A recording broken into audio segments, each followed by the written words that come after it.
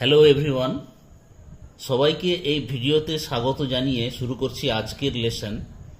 Class 12 third semester prose section থেকে নেওয়া Ruskin বন্ডের short story the night train at Deoli. যে গল্পে রাতের ট্রেনের যাত্রার অভিজ্ঞতার সঙ্গে মিশে থাকে প্রথম প্রেমের শিহরণ জাগানো অনুভূতি, এক নিষ্পাপ অথচ পরিণতিহীন ভালোবাসার সাক্ষী হয়ে থেকে যায় নির্জন দেউলি স্টেশন আর সেই রাতের ট্রেনটি। মূল টেক্সটে যাওয়ার আগে আমরা লেখকের সম্পর্কে সংক্ষেপে জেনে নেব। এই গল্পের লেখক রাস্কিন বন্ড ভারত ও ইংরেজি সাহিত্যে এক অন্যতম উজ্জ্বল নক্ষত্র। ব্রিটিশ বাবা মার সন্তান হলেও রাস্কিন বন্ডের জন্ম 19 মে 1934। জন্মসূত্রে ব্রিটিশ হলেও মনে প্রাণে যিনি ভারতীয়। ছোটবেলা থেকেই অনেকটা সময় তার উত্তর ভারতের পাহাড়ি শহরে কেটেছে। তার লেখা জুড়ে তাই বৃষ্টি ভেজা পাহাড়, আকাশ ছোঁয়া পাইন, ওক, দেবদারু ইত্যাদি এবং পাহাড়ি শহরের ছোট ছোট জীবনের গল্প দেখতে পাই আমরা। মূলত ছোটদের লেখক হিসাবে পরিচিত হলেও সব বয়সের মানুষের জন্য একের পর এক অসামান্য গল্প উপন্যাসের জন্ম দিয়েছে তার কলম। তার লেখার জন্য তিনি একাধিক পুরস্কারে ভূষিত হয়েছেন। 1992-তে তিনি সাহিত্য একাডেমি পুরস্কার, সাহিত্য একাডেমি অ্যাওয়ার্ড তিনি লাভ করেছিলেন our trees still grow in Dehra এই বইটির জন্য। তারপর 1919-এ তিনি পদ্মশ্রী উপাধি পান এবং 2014-এ পদ্মভূষণ লাভ করেন। আমাদের আজকের আলোচ্য যে গল্পটি অর্থাৎ the night train at Deoli, এই গল্পটি তার ছোট গল্প সংকলন the night train at Deoli and other stories, যেটি 1988-এ প্রকাশিত হয়েছিল, সেই বইটি থেকে নেওয়া হয়েছে। The night train at Deuli.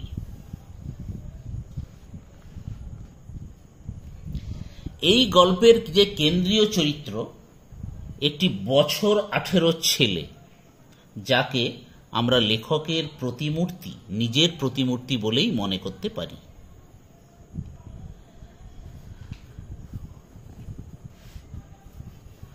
When I was at college, I used to spend my summer vacations in Dehra at my grandmother's place. যখন আমি কলেজে পড়তাম আমি প্রায়ই গ্রীষ্মের ছুটি কাটাতাম দেহরাতে, আমার দিদার বাড়িতে। এখানে একটু বলার আছে, Dehra is the official name of Dehradun, India during the British Raj. British আমলে দেরাদুনের সরকারি নাম ছিল দেহরা, বর্তমানে যেটি উত্তরাখণ্ডের ক্যাপিটাল বা রাজধানী। I would leave the plains early in May and return late in July. আমি সমতল ভূমি ছেড়ে চলে যেতাম মে মাসের শুরুতে এবং জুলাই মাসের শেষে আমি আবার ফিরে আসতাম। অর্থাৎ উনি গ্রীষ্মটা পুরোটাই তার দিদার বাড়িতে কাটাতেন। Deoli was a small station about 30 miles from Dehra. Deoli ছিল ছোট্ট একটা স্টেশন যেটা দেহরা থেকে 30 মাইল দূরে। It marked the beginning of the heavy jungles of the Indian Terai. এই দেউলি থেকেই শুরু হতো ঘন জঙ্গল ভারতীয় তরাই অঞ্চলের। এখন তরাই সম্পর্কে বলতে গেলে a region in the foot hills of the Himalayas, অর্থাৎ হিমালয়ের পাদদেশে অবস্থিত স্যাঁতস্যাঁতে ঘন জঙ্গলে ঘেরা অঞ্চলকে তরাই বলা হয়, তরাই অঞ্চল বলে বলা হয়। The train would reach Deoli at about 5 in the morning. ভোর 5টার সময় ট্রেনটি দেউলি স্টেশনে এসে পৌঁছাতো। When the station would be dimly lit with electric bulbs and oil lamps. তখন স্টেশনটা কিরকম অবস্থায় থাকতো? স্টেশনটা ম্লানভাবে আলোকিত হয়ে থাকতো ভোর 5টার সময় ইলেকট্রিকের বাল্ব দিয়ে এবং তেলের ল্যাম্প দিয়ে। And the jungle across the railway tracks would just be visible in the faint light of dawn. এবং ওই রেলের লাইনের অপর পারে যে জঙ্গলটা শুরু হতো, তরাইয়ের জঙ্গল, সেই তরাইয়ের জঙ্গল কোনো মতে আবছাভাবে দেখা যেত সেই ভোরের নরম অস্পষ্ট আলোকে। Deoli had only lone platform. দেউলিতে একটাই মাত্র প্ল্যাটফর্ম ছিল। Lone means one, only one, loan.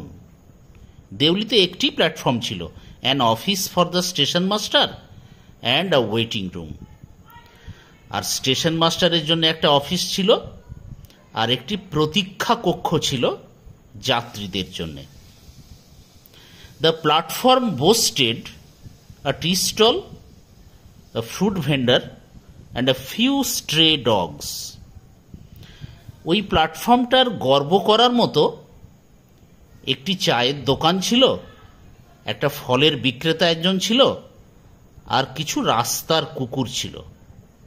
Not much else, আর কিছু না। Because the train stopped there for only 10 minutes.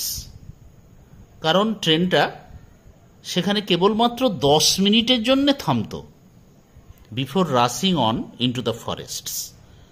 তারপর ট্রেনটা দ্রুত বেগে জঙ্গলের দিকে চলে যেত, অর্থাৎ দেহেরার প্রতি ছুটে চলত। Why it stopped at Deoli I don't know. কেন যে এটা দেউলি স্টেশনে এতক্ষণ থামতো আমি জানি না। নাথিং এভার হ্যাপেন্ড দেয়ার। দেউলি স্টেশনে কিছুই ঘটত না। Nobody got off the train and nobody got in. কেউ সেই ট্রেনে উঠত না সেই স্টেশন থেকে, এবং ওই স্টেশনে কেউ নামত না। There were never any coolies on the platform. প্ল্যাটফর্মে কোনো কুলি ছিল না। কুলি থাকবে কি করে? যেখানে কোনো যাত্রী ছিল না সেখানে কুলি থাকার প্রশ্নই নয়, তাই সেখানে কোনো কুলি ছিল না। But the train would halt there a full 10 minutes. কিন্তু ট্রেনটা সেখানে পুরো 10 মিনিট ধরে অপেক্ষা করত। And then a bell would sound. তারপরে একটা ঘন্টা বাজত। The guard would blow his whistle. রেলের গার্ড তার বাঁশি বাজাতো। অ্যান্ড প্রেজেন্টলি, সঙ্গে সঙ্গে, Deoli would be left behind and forgotten. তারপরে দেউলি স্টেশনটা পিছনে পড়ে থাকত এবং ভুলে যাওয়া হতো স্টেশনটাকে। I use to wonder. আমার খুব অবাক লাগতো, হোয়াট হ্যাপেন্ড ইন দেউলি। দেউলিতে কি ঘটত? বিহাইন্ড দ্য স্টেশন ওয়ালস, ওই স্টেশন ওয়ালের পিছন দিকে। I always felt sorry for that lonely little platform. ওই নিঃসঙ্গ ছোট্ট প্ল্যাটফর্মটার জন্যে আমার খুব মন খারাপ লাগতো। And for the place that nobody wanted to visit. এবং ওই যে জায়গাটা দেউলিটা, যেখানে কেউ যেতে চাইতো না, কেউ নামতো না। আই ডিসাইডেড ওয়ান ডে, একদিন আমি স্থির করলাম, I would get off the train at Deoli, আমি ট্রেন থেকে নেমে পড়ব দেউলিতে, and spend the day there, একটা পুরো দিন আমি সেখানে কাটাবো। Just to please the town, শুধুমাত্র স্টেশনটিকে খুশি করার জন্য। তো এটা দ্বারা বোঝা যাচ্ছে the boy was very romantic in nature, because he wanted to please that town. That is why he wanted to spend a day after getting off from his train, and he decided to spend a day at Deuli station or at Deuli town.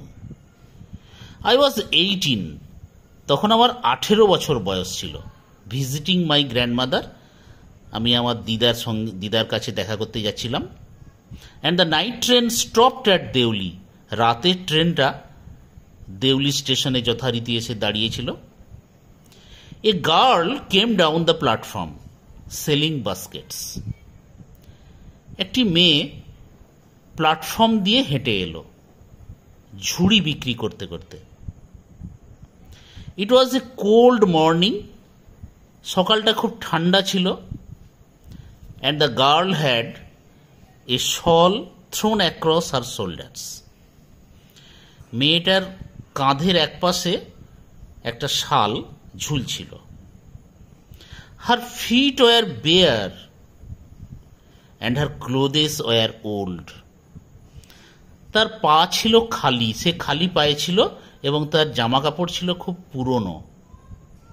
অর্থাৎ এই ঠান্ডাতেও তার পায়ে কোনো জুতো ছিল না। But C was a young girl, কিন্তু সে ছিল একজন অল্প বয়সী তরুণী মেয়ে। Walking gracefully and with dignity, এবং সে খুব মর্যাদার সঙ্গে, সম্ভ্রমের সঙ্গে এবং কমনীয়ভাবে এবং অত্যন্ত মার্জিতভাবে সে হেঁটে যাচ্ছিল।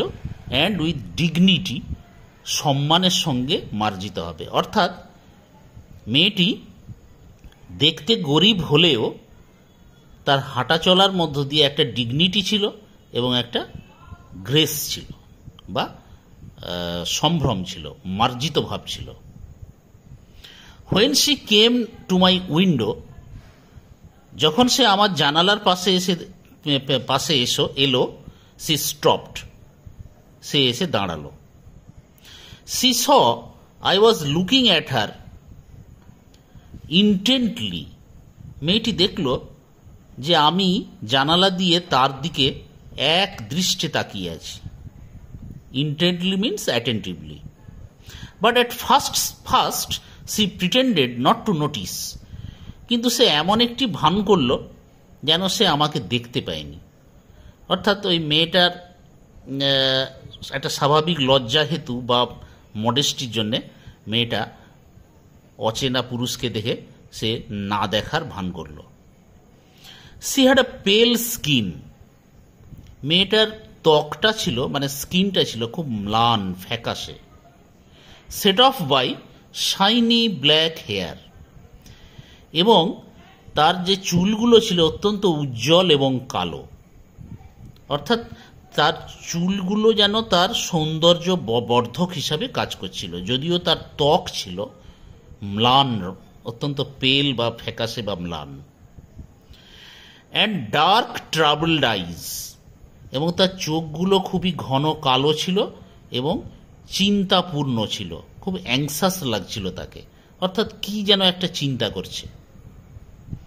And then those eyes searching and eloquent met mine, তারপরই হঠাৎ ওই অনুসন্ধানী দৃষ্টি, তার ওই অনুসন্ধানী দৃষ্টি যেন কিছু একটা খুঁজে বেড়াচ্ছে, এবং তার দৃষ্টির মধ্যে ছিল একটা ইলোকুয়েন্ট অর্থাৎ এক্সপ্রেসিভ বা ভাবপ্রবণ একটা দৃষ্টি ছিল, এবং তার সঙ্গে আমার দৃষ্টি বিনিময় হলো। So today we have come to this point of the night train at Deuli. Hope you have liked my explanation. Hope you have enjoyed my explanation. Stay tuned, stay connected. Thank you.